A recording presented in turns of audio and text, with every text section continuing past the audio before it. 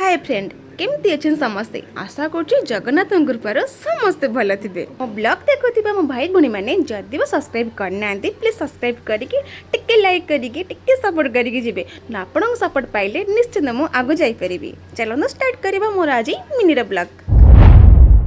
आम जीवन पथ एत भी सहज नुहे कि मानु कि न मानु किंतु मो मानिया को टोटाल नाराज कहीं परिश्रम कहले क्या बुझा जाए एम को देखिले ही बुझा जाए आम आखि को जिते सुंदर जिन देखा जाए किंतु ता भितर किसी ना कि कहार भी परिश्रम बहुत ही थाए खाली इंग्लीश मीडियम पाठ पढ़ीदे बेसी पाठ पढ़ी बड़ बड़ चाकरी करके पैसा रोजगार कले किसी भी ना आंकर परिश्रम ही यहीटा कह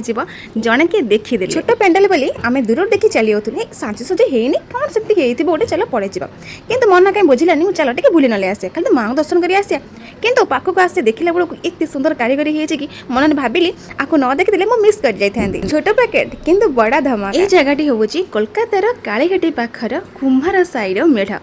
एठी बेसी लाइट काम होनी किंतु हस्तलिपिर काम गोटे बहुत ही पूरा रियल ठाकुराणी भाई लगुच